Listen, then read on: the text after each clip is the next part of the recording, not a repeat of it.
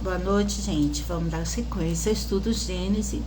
Obrigada a vocês que estão participando comigo desse estudo tão importante, né? Trazido por Kardec até nós e até então tão esquecidinho de nós, né? Que devíamos já estar bem imbuídos desse estudo. Item 10 do primeiro capítulo, Caracteres da Doutrina Espírita. Apenas os espíritos puros recebem a palavra de Deus com a missão de transmiti-la. Mas sabe-se agora que os espíritos estão longe de ser perfeitos e se dão por isso falsas aparências.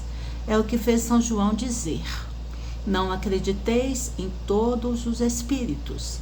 Vede antes se os espíritos são de Deus. Primeira Epístola, capítulo 4, versículo 4.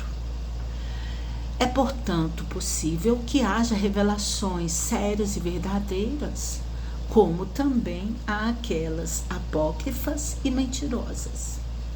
O caráter essencial da revelação divina é o da verdade eterna.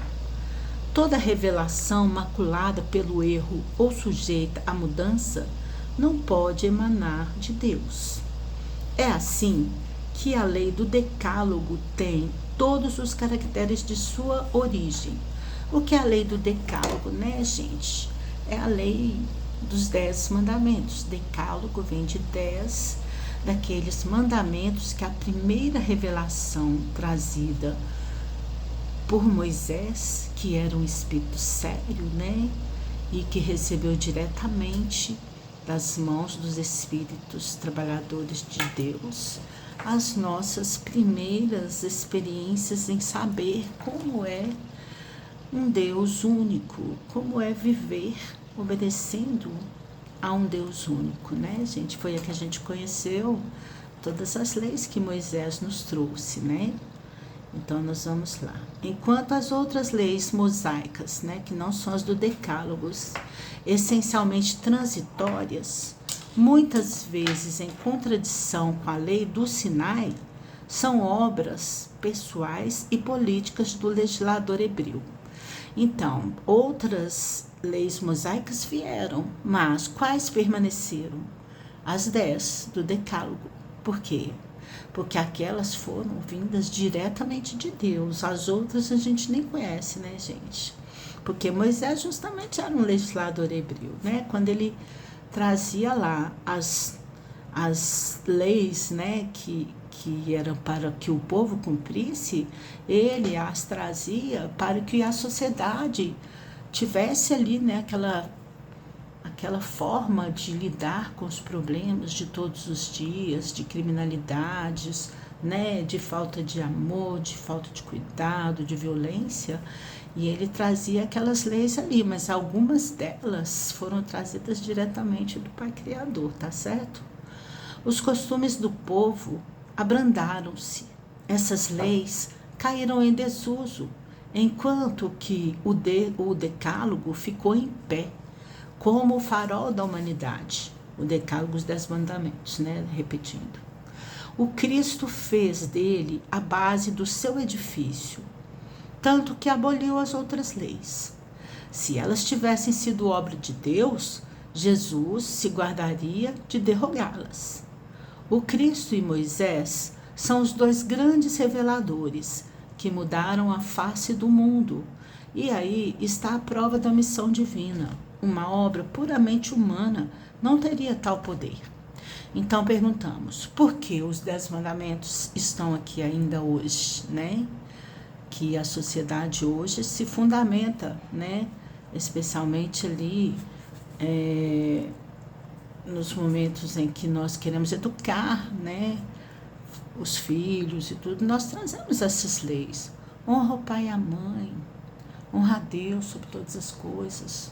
Não pegue aquilo que não é seu, não cobiça as coisas que não são suas, né? Então, são 10 direcionamentos, né, espirituais que vão ajudar os espíritos, a maior parte de nós imperfeitos, né, rebeldes, a nos direcionarmos, né, a uma evolução mais segura. E se Jesus, né, Ele disse até que não veio reformar a lei, ele veio somar a ela outras leis, né? Porque essas leis eram as leis da justiça.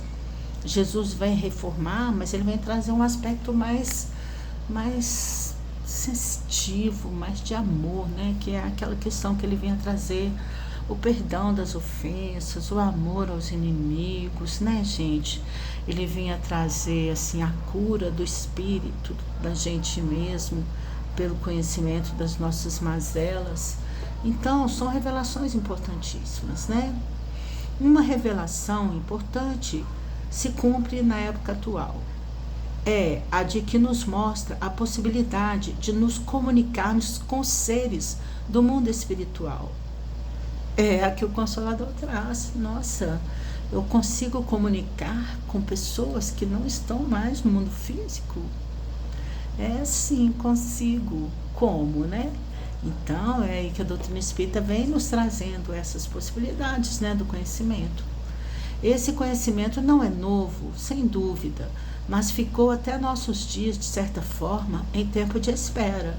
Quer dizer, sem proveito para a humanidade. Aí, até então, o que a humanidade faz? O que adianta eu conversar com os espíritos? Vai fazer alguma diferença para mim? Eu vou obedecer o que eles disserem?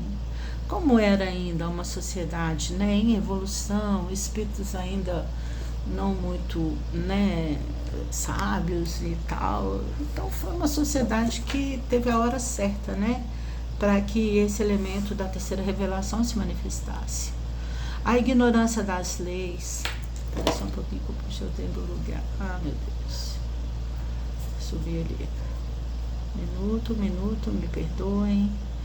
Me perdoem que eu tô lendo no tablet, que aí eu puxei de uma vez e aí deu ruim aqui. Mas já eu tô encontrando, gente, mil desculpas. Tô aqui no meu item 11. Item 11, tô chegando lá, gente, só um minutinho. Tá, vamos lá. A ignorância das leis que regem as relações entre o mundo espiritual e o material o sufocou pela superstição. O homem era incapaz de tirar dele qualquer dedução salutar. Estava reservado à nossa época desembaraçá-lo dos seus acessórios ridículos, de compreender seu alcance e daí fazer vir a luz que deve clarear o caminho do porvir. Então, como eu disse, tinha a hora certa, né, para que a gente tirasse o máximo proveito da terceira revelação, que é a da doutrina espírita, a do espiritismo, do Consolador Prometido, né, que o mundo seria muito mais iluminado a partir dessas ideias. As pessoas conseguiriam entender a sua real razão de ser e de fazer, né? Aí o item 12, o Espiritismo nos fez conhecer o mundo invisível que nos cerca e no meio do qual vivíamos sem o percebermos, e as leis que o regem, suas relações com o mundo visível, a natureza e o estado dos seres que o habitam, e por conseguinte, a destinação do homem após a morte do corpo. É uma verdadeira revelação na acepção científica da palavra. Por que científica, né, gente? Porque a gente vem compreendendo que a doutrina espírita, ela é uma ciência, né? A gente saber que o nosso corpo espiritual é matéria, é uma matéria quintessenciada, né? Que é a quinta essência da nossa matéria, mas é uma matéria não visível, porque a gente tem o hábito de não acreditar no não visível, mas a gente acredita no vento que a gente não vê, a gente acredita na célula minúscula que a gente só vai ver no microscópio. Por que não acreditar na existência de um mundo invisível que nos rege, não é verdade? Por sua natureza, a revelação espírita tem um duplo caráter. Ela tende à revelação divina e à revelação científica. É isso que eu disse. Tende à revelação divina no que sua vinda é providencial e não o resultado da iniciativa e desígnio premeditado do homem. Os pontos fundamentais da doutrina espírita são o ensinamento dado pelos espíritos, encarregado por Deus de esclarecer os homens sobre as coisas que eles ignoram, que não poderiam aprender por si mesmos e que lhes importa conhecer, hoje que estão maduros para compreendê-los. Então é porque chegou a hora. Deus confia que agora é a hora que os homens encarnados já podem ver e ouvir as verdades, né? Daqueles espíritos que ele designou para nos trazer essas verdades. E são espíritos muito sérios, né? Porque senão Deus não permitiria que eles viessem nos trazer essas mensagens, tá bom? Ela tende a segunda naquilo que o seu ensinamento não é privilégio de nenhum indivíduo, mas que é dado a todos pela mesma via, e porque aqueles que o transmitem e aqueles que o recebem não são de modo algum seres passivos, dispensados do trabalho da observação, ok?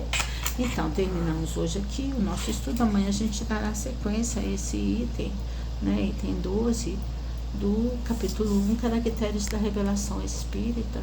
Eu espero que todos tenham uma ótima noite, que Deus abençoe a todos. Muito obrigada.